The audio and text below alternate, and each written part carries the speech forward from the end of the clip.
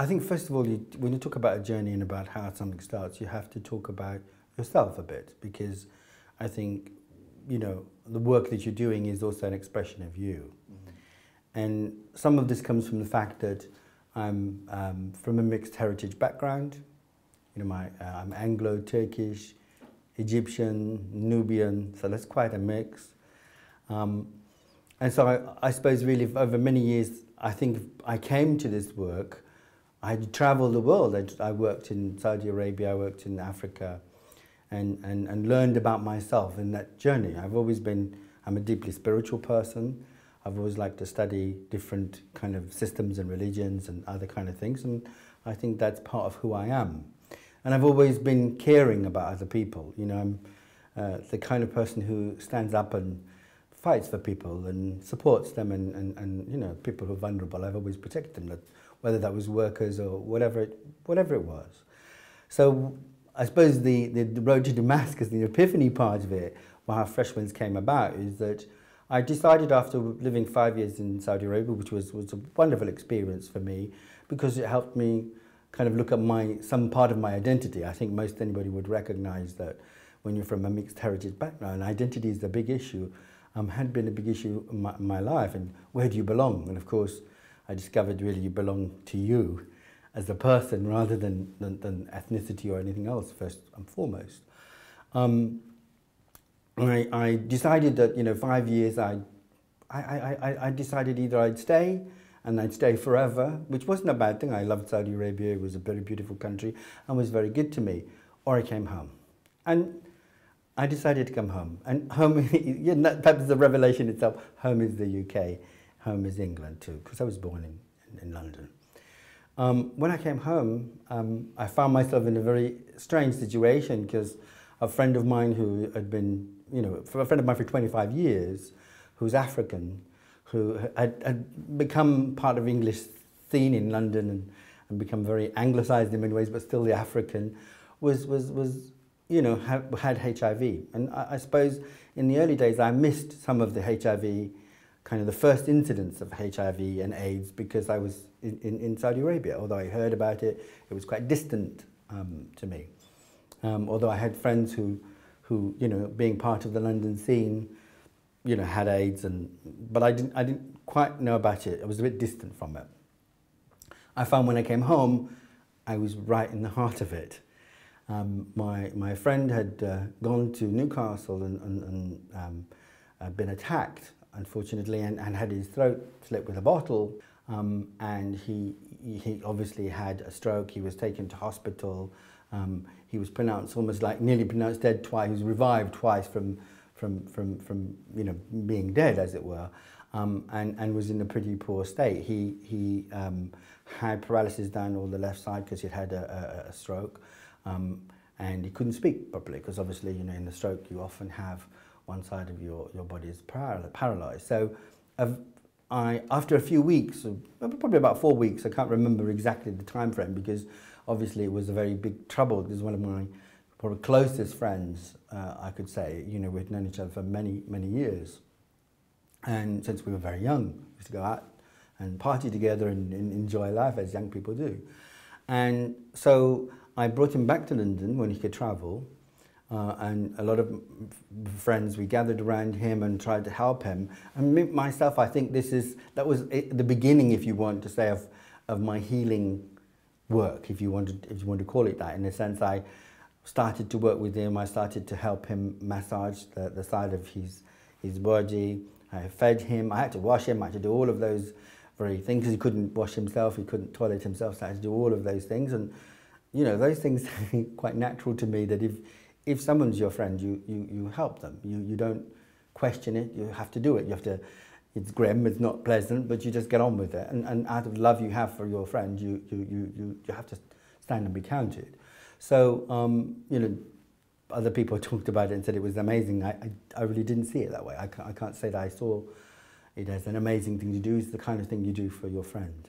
So what happened is then I helped him, and with massage and other kind of things. I looked around for therapy, you know, ideas, and gave him a really high degree of nutrition, sometimes quite intuitively, And actually he started to get better quite quickly. We had support from, you know, an occupational therapist, but that was only probably once a month. But and it was pretty difficult, because most people recognize when you have edema, which is swelling down the left side, which is often typical of after a stroke. It's quite painful when you massage, but actually you have to work through the pain. So it was a bit of tough love for him, because I had to help him, you know, get through that. And actually, after about 2 months, he started to have some functioning in his hand. He could, because before he couldn't tie up his belt, he couldn't, you know, take off his own shirt, but he started to being able to do that.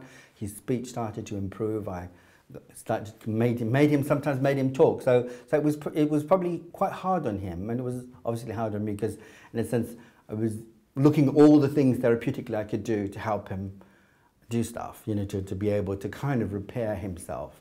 And midway through this, and of course he had all of those health crises before, because he still had HIV, he'd had tuberculosis in his early life, so had quite what seemed fragile health. But I always say with him, it was his strength of spirit, and I always said about him, as long as he had that sense of himself and sense of life, he would continue to go on. Because when he got bored with life, then something might happen, which happened later on, some years later.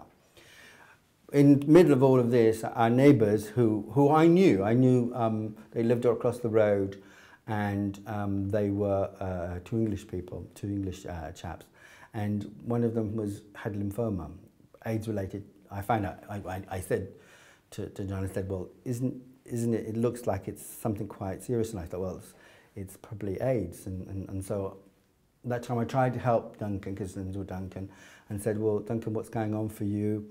What's happening? And he said, oh, I'm you know, the hospital. He had lots of drug therapy. But it's obvious to me that with lymphoma, because he had lymphoma in the spine, lower spine, that he was having difficulty in walking, and the prognosis was pretty obvious that he was on his kind of way out from life. But there was a lot to do. So I ended up looking after him. Because he often had his partner was also HIV positive, and the difficulty with that is there was kind of the who is the sick one, but obviously Duncan was the sicker of the two people. So I then sort of kind of, I don't kind of say, I won't say that I deliberately did, but I just happened to be looking after John. His name was Hassani too, because I've said before you know that people in Africa sometimes have both Muslim and Christian, and they're sometimes, you know, to go to missionary school you have to have, you end up being christened as John, but it didn't matter. He was my friend. That's just who he was. And so I ended up taking Duncan, into the house, and started to look after him too. And I would say that my road to Damascus, and my epiphany, was that I recognized there was a lot of things you could do to help someone. I helped him because he was on a thing called Oromorph, but actually which was deadening the pain, but also he couldn't concentrate on anything. He was out of his head most of the time. So we eventually worked with him not to have so much of the Oromorph, and actually eventually he stopped, and to start working on his pain psychotherapeutically, kind of like looking at how he felt about pain, and starting to do healing work with him, as well as high nutrition, because obviously, you know, when somebody has health problems, they don't really feel hungry sometimes. You know, the last thing we want is something to eat. So you have to pack a lot of nutrition in a very small amount of food. And gradually I found I worked with different things and found the things that really worked with him. And even very simple things like, you know, helping him with acidophilus, which was, you know, which helps to repopulate the gut when people are taking antibiotics and heavy drugs. Sometimes the natural antibodies, the natural bacteria you have in your stomach actually starts to dissipate. So this is building back the body's own defenses, their ability to heal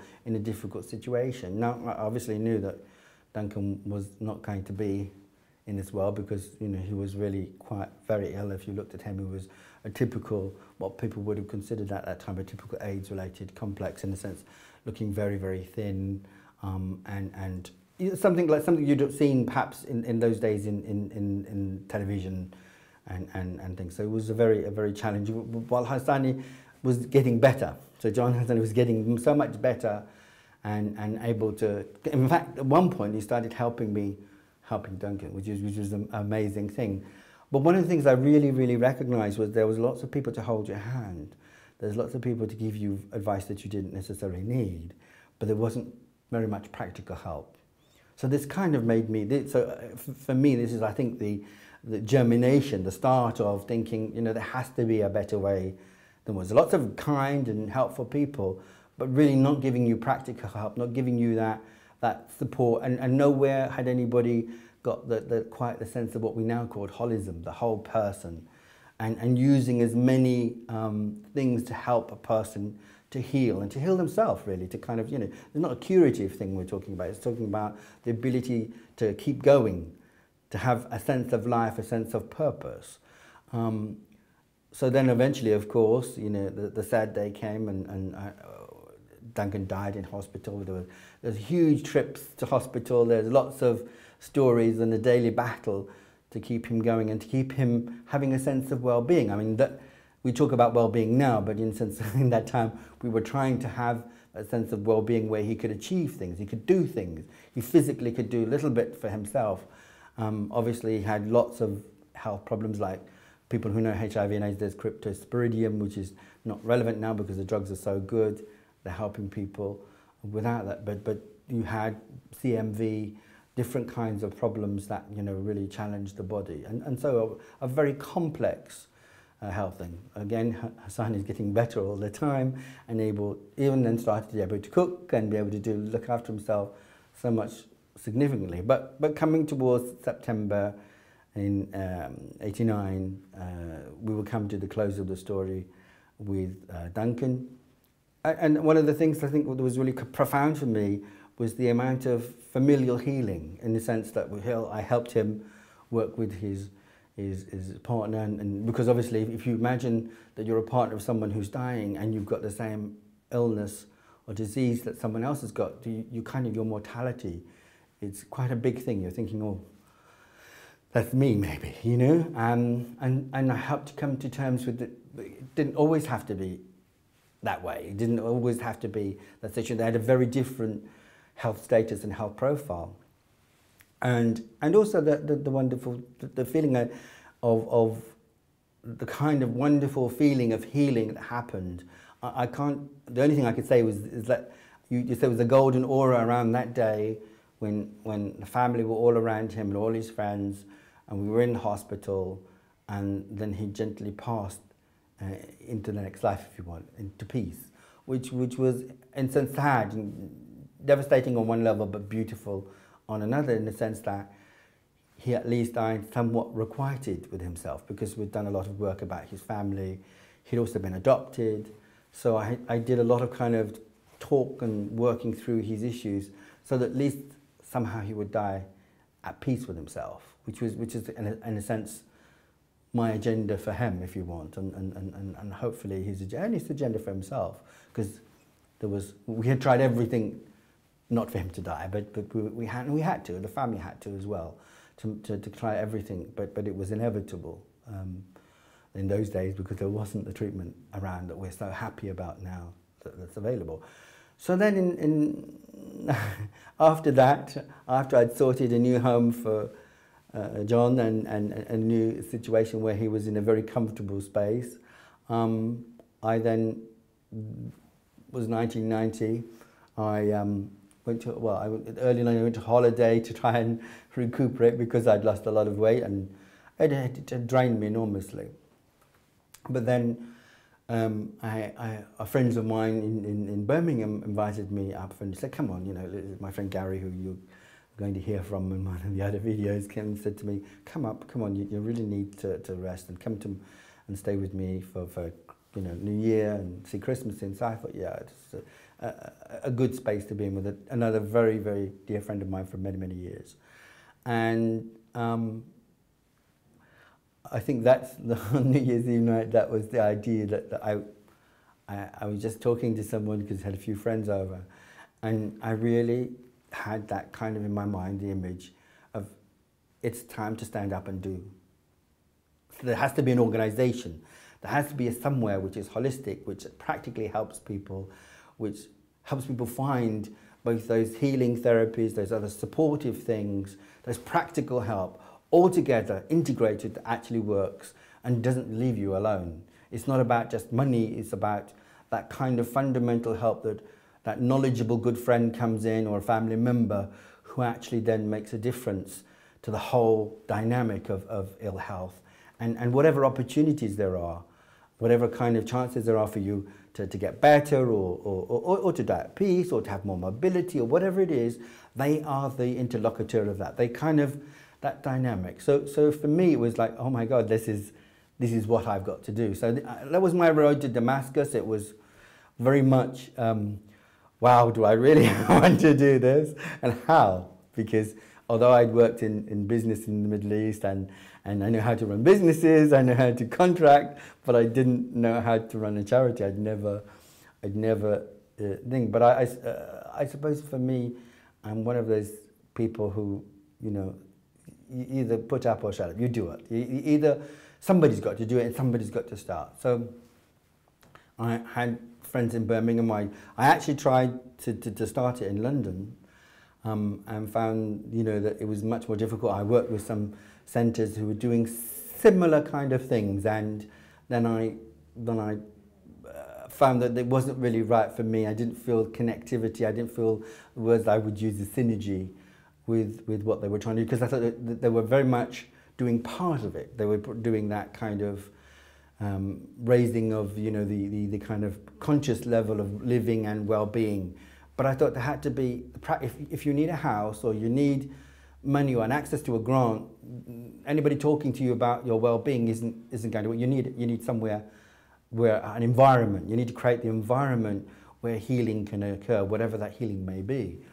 I had friends in Birmingham, and they said, well, come up and meet another few friends. So I happened to meet a few people who seemed to be spiritual, like-minded, were exploring their own self, and I thought, well, okay, this is what I've got to do. And back before I'd left, we were trying to get a message about what should we call this organization. And the funny story is that a friend of mine who was a very spiritual person says, I keep seeing Calamity Jane that I just blew in from the Windy City, and it's a big kind of joke for those people who really know about Freshwinds. And one morning I woke up and the word Freshwinds was in my mind. And so I thought, well, perhaps that's the name. And I actually never really like the name of Freshwinds, because I thought, it's a bit quirky, it's a bit new agey. But then after a while it was translated. People told me from over the years in many languages it was something quite beautiful, it was quite meaningful. And of course there is that fresh energy, and you see the zephyr behind me, which is a zephyr blowing new winds and new life and new opportunities into people's lives. And so that's the beginning of Freshwinds.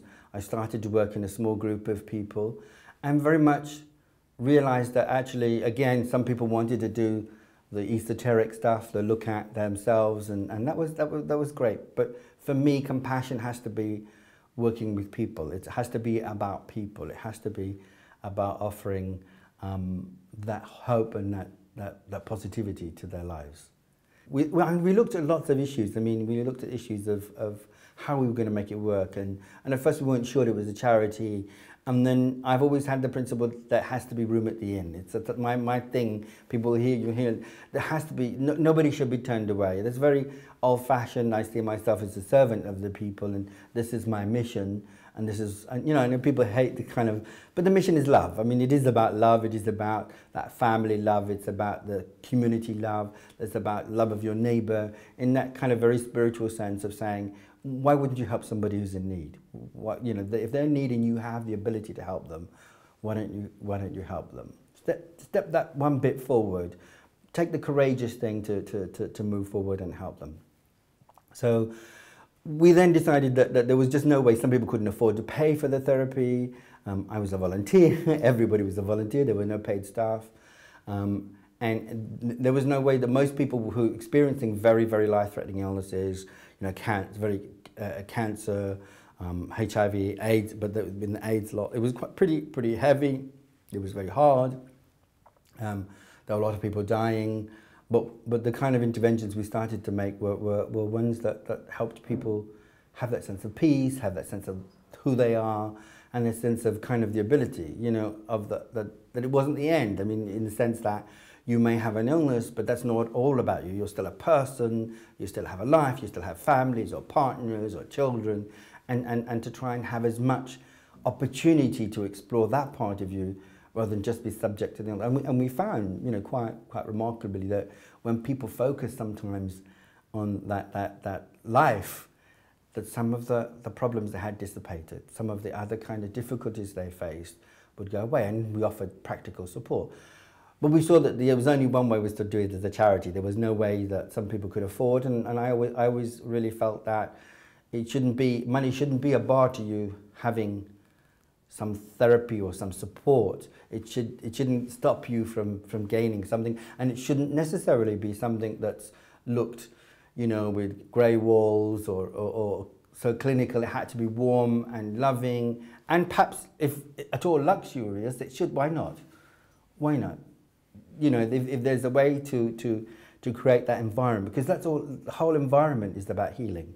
How you come into a building, how you perceive a service, how you're received as an individual and as a human being, all that part makes you feel worthwhile and healed. So that was really very important to me, and I saw how important it was to people. I saw how a difference it made to them, a difference to their outcomes.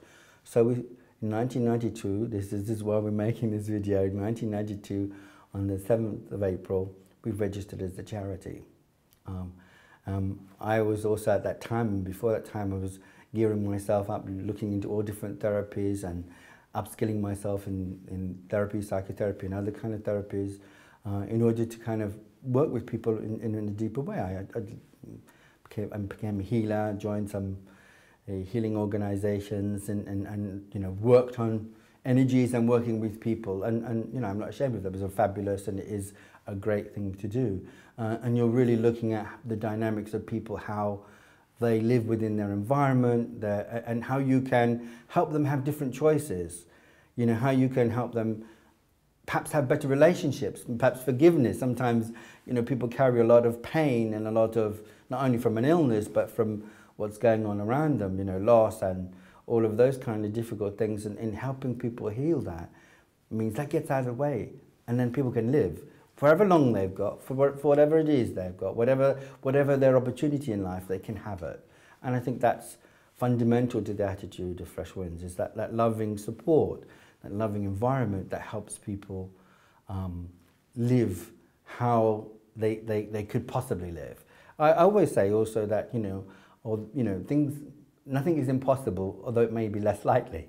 And, you know, but actually in life there are lots of things that can happen. People sometimes, you know, exclude themselves from opportunities and things that actually are really available to them. And well-being is one of the, you can, if somebody helps you solve some of those problems, you can see a little bit, oh, maybe it's, you know, if the rent is a problem and somebody helps you get it paid, or if you've got, you know, whether it's practical, whatever that kind of problem is, or whether you need therapy and it helps you move or sleep better, or whatever it does, you then see a new day is coming and a new opportunity, and you then can see it, because all those things aren't draining you as much as they were before. And in some sense, that's what Freshwinds is about. So I started the charity and worked for many years as a volunteer. I was a volunteer for 11 years, right up until 2001. I always believe I wanted to teach and not necessarily be a founder, president, CEO. It wasn't my idea of what my job would be. I'm working with lots and lots of people, and I had a great privilege of working with loads of wonderful people and volunteers who've made this charity really something exceptional. And I'm really proud to be part of that process. And as I always say, I might be first among equals, but I certainly am the servant of the people, and that's and everybody. For me, it's all communities, all people, without judgment, accepting everybody. I always say you accept other people. You don't have to be the same as other people, but you have to accept other people. And they may be very different. I mean, the biggest number of volunteers I had in the early days was always therapists. people, because we created an environment. We came together, a number of us came together and lived together in one house. We were using our lounge as a meeting room, a front room as an office, and a breakfast room as a therapy room. And then eventually, after a number of years, we then got our first centre. We clubbed together, we made sacrifices, and you know, and I was not the only one, but quite big personal sacrifices that are difficult for me to talk about, because I always, you know, this is the 20th anniversary of Freshwinds. That's the only reason you've got me on camera, is because it needs to be honoured. But it's something that we find difficult to do, because we're just kind of good at doing stuff and not always talking about it. I mean, some years back, an organisation called Pfizer, who were doing a kind of a management day for us, and had the marketing people, and that probably changed my mind a bit. And they said, you've got to tell this story. And I said, there are many stories, it's not only my story. And you'll hear them in this process. But it's difficult, because it is quite a personal story. And who wants to be an egotistical person? I'm not. I believe that it's about serving people, and that's, I suppose that's egotistical in the belief. I always say I am the most selfish person, in the sense that I made a virtue. I make, like many other people who give up some of their life to help others. It's a selfish thing to do, you know. It's maybe nice and maybe virtuous, but it's still selfish. People sometimes suffer, and you know, some of your own friends sometimes suffer in that as well, because they don't have you in the same way, because you're giving your life to this thing called Freshwinds, this almost hungry thing that always needs you and needs a lot. And also the self-reflection of saying, is my needs being felt? And I've always said to people, you've got to be wary of saying good, because you really just have to act. You have to act and give opportunity for choices for people, rather than making decisions. It's not about you making, however strong you are, you shouldn't be making decisions. You should be offering people choices out of a situation that they find difficult or unbearable, or for whatever reason, you know, whether it's health, whether it's psychological or otherwise. So in those early days, we had the challenge also of fundraising, and I almost say that we never really found it difficult to get therapists and other people to come and join us. It wasn't a challenge. It was a lot of hard work, because you have to give to receive, and you know, if you're giving to everybody, which is still a kind of challenge for me, because you're giving so much of yourself. It wasn't a difficult thing in that sense. It was because, in a sense, people added to who you were. It's kind of people brought something of themselves, something of their energy to the story. And in a sense, you were marshalling that, and you were kind of organising it. And I suppose a very good organiser and a good marshaller of things, because I was very clear about what we needed for people, you know, from a therapeutic or a practical level. It was very obvious. I think the kind of real challenge is that we were in 1992, 93, 94, 95 talking about well-being, which wasn't a popular thing to talk. It's probably slightly, you know, but, well, they were kind of really those interesting people who believe in, you know, integrated therapy, because very much something we explored in the early days, the kind of alternative route, but we never thought that that was really the answer, because although it helped a small number of people and helped them really well, the majority of people, it didn't. It wasn't the answer. So for us, it was looking at what people needed in an integrated, very integrative therapeutic support, as well as practical support, to help people achieve what they wanted for themselves, their outcomes. As I say, it never seemed difficult. I mean, we always have had lots and lots of volunteers, and they've been the lifeblood of the charity and still are. I think we're now a bigger organisation, we have a lot of staff, and they're also the lifeblood. But still, volunteerism is a very big part of who we are. And if we think of kind of what those therapists give, you know, the giving of their time, that you know, it would be very costly. You know, people would have to pay £35 to £45 a session, and people don't. People who got health crisis can't necessarily afford. Some people can, but most people can't. So I think I have to say we really have done really a good job on that. And I suppose a bit of my personality as well, and the personality of people who are around me, who have dedicated themselves, like I have, over many, many years, to help people and see this similar kind of vision and see Freshwinds as a vehicle for that expression of what they're about and who they are. I suppose the first person is Gary Diath. It has to be. Gary was a person who sacrificed so much. He was a lawyer, and the kind of therapeutic world was a different world for him. A very spiritual human being, a very humanitarian person, and cares a lot about people. So he was one of the real big people who made probably one of the, other than myself, one of the largest sacrifices of any other person. But also Michael, who was a HIV nurse, and I met in London and moved eventually up to Birmingham, but was a seminal part in the clinical support, clinical knowledge around HIV, and also gave us a lot of intel about how the changes in therapeutic, clinical therapy were happening in HIV. So it was very important to us, because although we had, the majority of our clients were HIV positive, but that wasn't all. Most, we had cancer, we had multiple sclerosis, we had lots of other illnesses, muscular dystrophy. We've never been just about HIV. HIV was a big part of those in the early days of what we do. Still a big part now, but it's not the biggest part. As all those illnesses and things are important to us in the sense of working with them. But then there was also Carol Hebden, who in the early days came as a volunteer, and gave of herself because of her own experience of a friend living with HIV and dying with HIV, with AIDS actually. Then there was also Nick Scott, who came as a volunteer and worked with the charity for many, many years, and now works for another charity, but is also on our board. Justin Kite, who is a therapist, and he's got his own journey of therapy because he came to us in the early days as a volunteer and then became, over many years, a very accomplished therapist, both within the charity he did therapy and also externally. Now he has his own therapy business and still is now a board member. And Dr. Lee, who also came in the early days, who's a medical professional, but also with a very keen interest in integrative medicine and holistic therapies.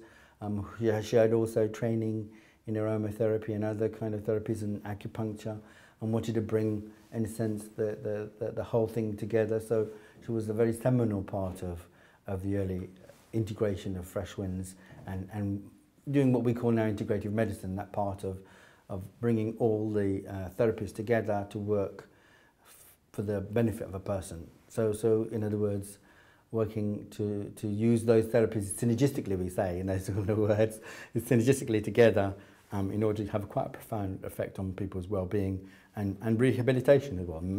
We have an enormous amount of people having a rehabilitative benefit from it.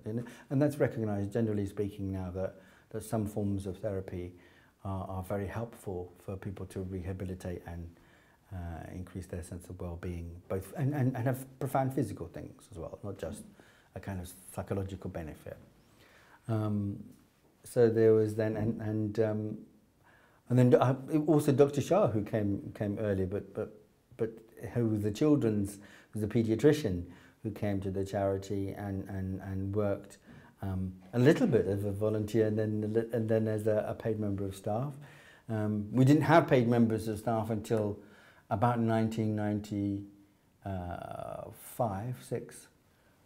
All of us were volunteers, and eventually Carol herself, now who is vice president and director of support services. So eventually I did say to her, one day you'll come and work for us, and it did happen. It took quite a long time, but it did eventually happen. And there's perhaps lots of other people I could mention, but I think they have had, everybody comes to Freshwinds adds. There's a reciprocity. We give and they add to us. So there are lots of therapists who out there know who they are, and I deeply thank them for being part of the journey. 200,000 people we've made interventions with, so we've given some really intense help. We have over 8,000 clients a year on our books, and most of those were seeing us in that year.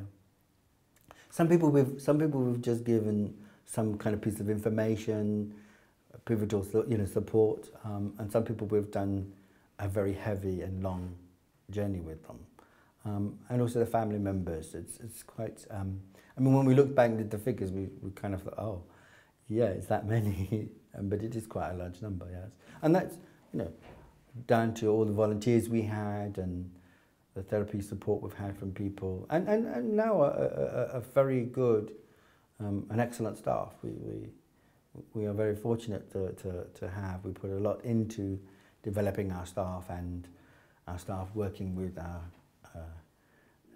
service users, clients, whatever you want to call it.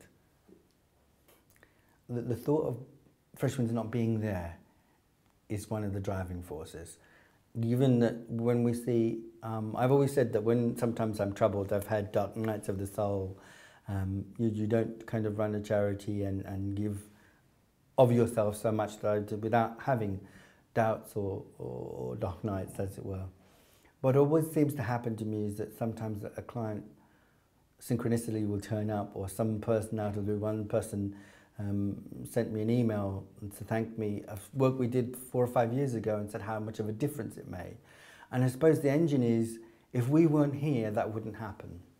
We don't think that we're be it all and everything, but we certainly know that in those people who we come into contact with, and we have a chance to help them have a different opportunity, if we weren't here, it wouldn't happen. That opportunity would be lost. And I suppose to me, that's what drives the passion. And I think that's what drives Carol and Rhonda and PJ and other people working in Freshwinds. I think that drives a lot of us forward.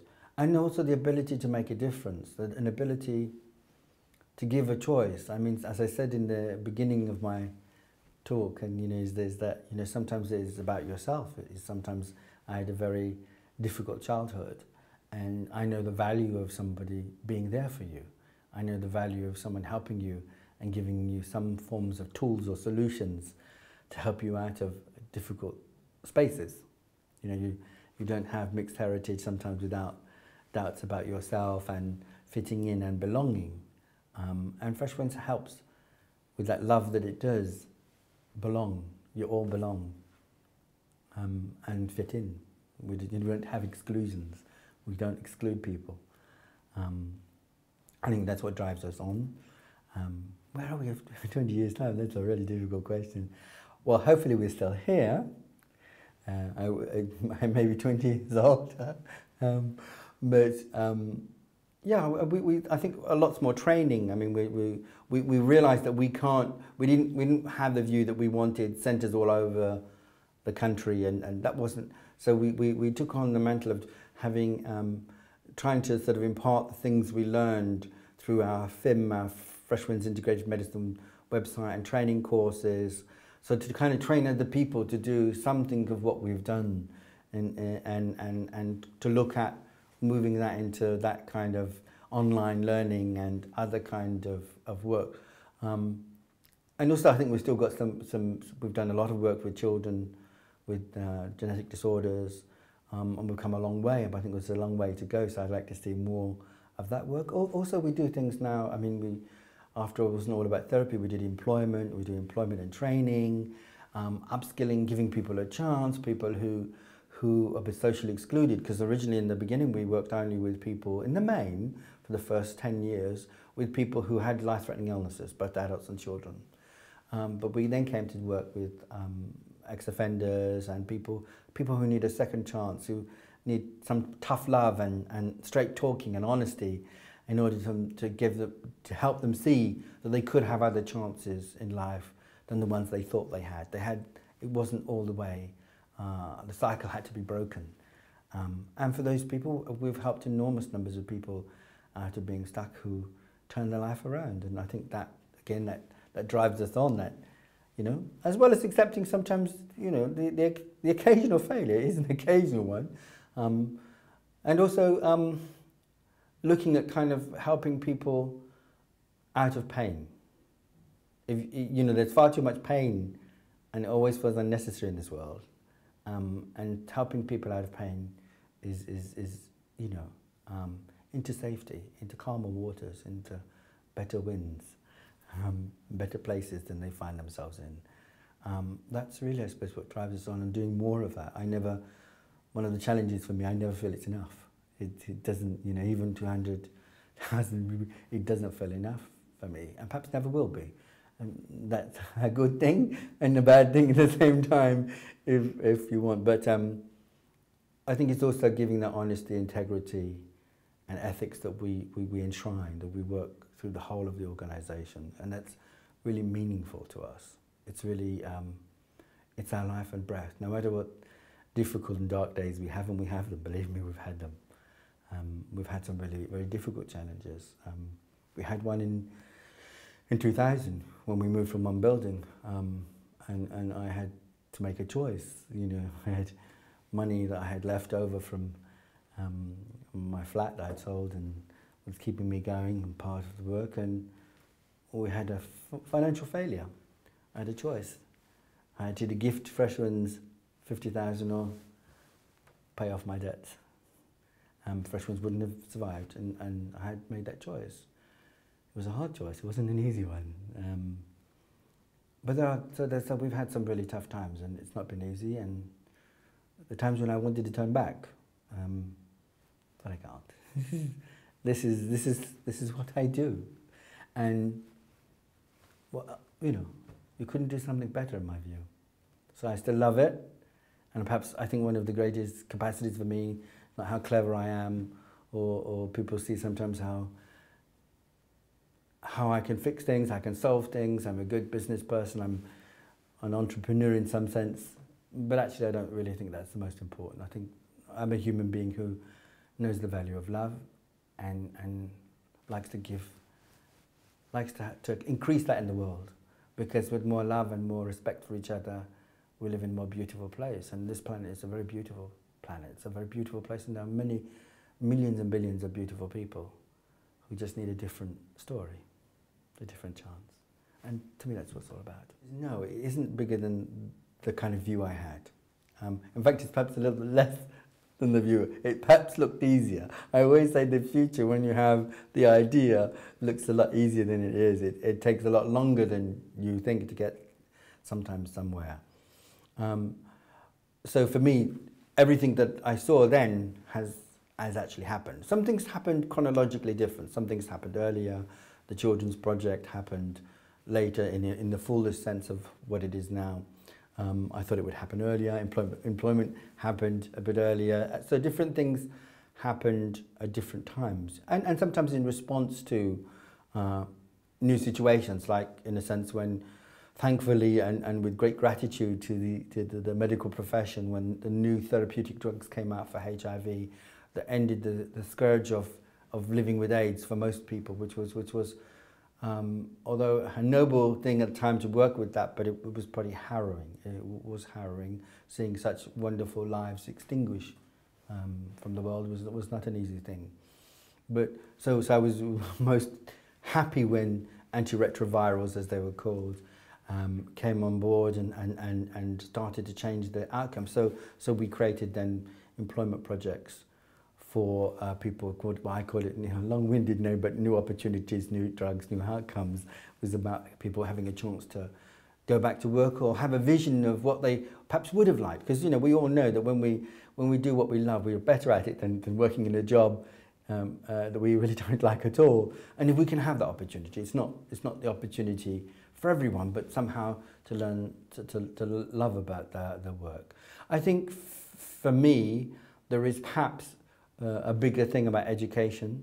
Where I'd really like to have what I call a peace academy, which would be a free school. That was my dream, but I don't know how realistic that is, because in a sense to help people learn about leadership and holism, and how we can work together in a much more peaceful and harmonious way. And I think England's a wonderful place for that, because we have so many people of mixed heritage like me who kind of are bridges. We can understand both worlds. We can help people understand each other peacefully and lovingly.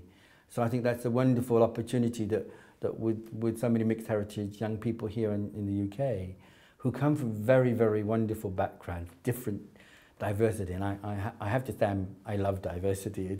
It's a great thing for me, and I see that would be a wonderful thing to have. We also would really like to have a kind of a home, another home, a sort of like a respite care place where people can go away in a beautiful countryside and heal and have a therapeutic package that helps them get back on their feet.